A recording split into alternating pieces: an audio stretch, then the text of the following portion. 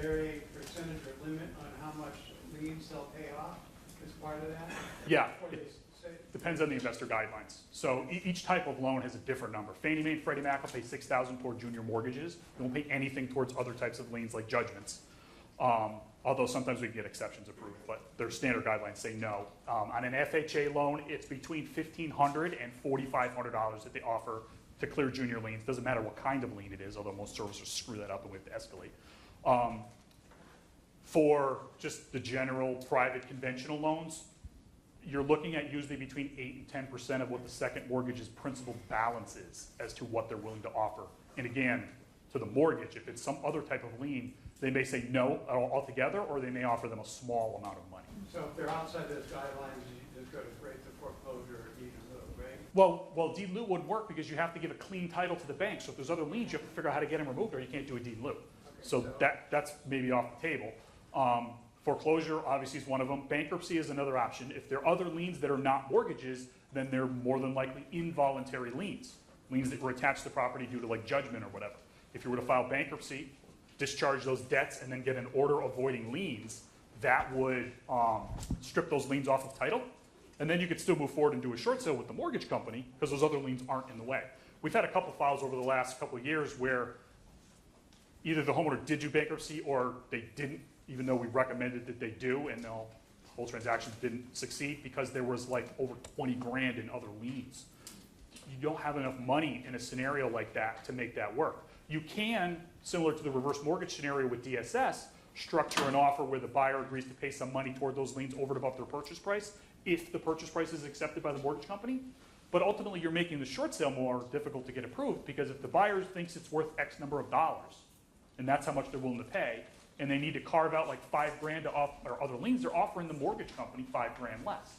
So we have to convince the mortgage company that that's something that's worth their while to accept.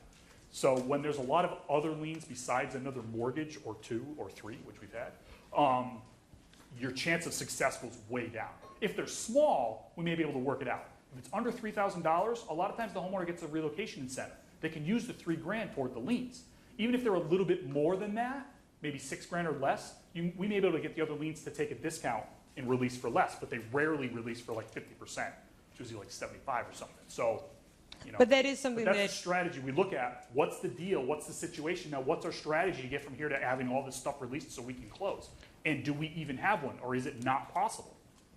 And if it's not possible, is there something else that the homeowner can do to still be in a better position rather than walking away? If they have 20 grand in judgment liens and they walk away and the bank forecloses, they still got 20 grand in judgments and potentially a deficiency judgment.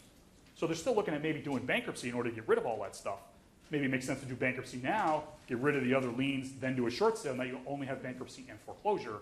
You don't have foreclosure and then bankruptcy.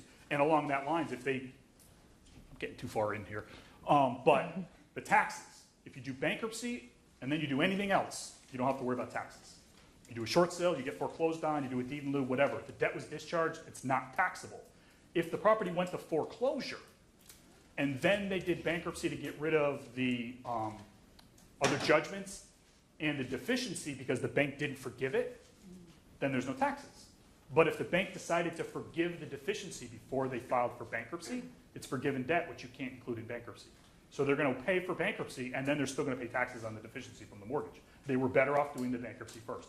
My personal opinion is if somebody's going to need to do bankruptcy no matter what, which is why on our initial questionnaire it asks them, are you planning on doing bankruptcy? They are better off doing it first 99% of the time because their overall impact and their ability to rebound and move forward is lower if they do the bankruptcy first versus doing it after. They avoid the possibility of taxes. Their short sale might be streamlined after bankruptcy where the bank doesn't ask them for financials because the debt was discharged in bankruptcy, so the paperwork might be less. But the big thing is they completely avoid the possibility of taxes, and there's no worry about any deficiency from the short sale. But if they could do a short sale and that's it, they're done, they don't have any other problems, then it doesn't make sense to do bankruptcy unless there's some other reason that makes them need to do that. Again, this goes back to having a homeowner call in, fill out our information so we can look at their specific financial situation. And then Can you imagine having a room full like this of homeowners in this problem? How many questions that I would get?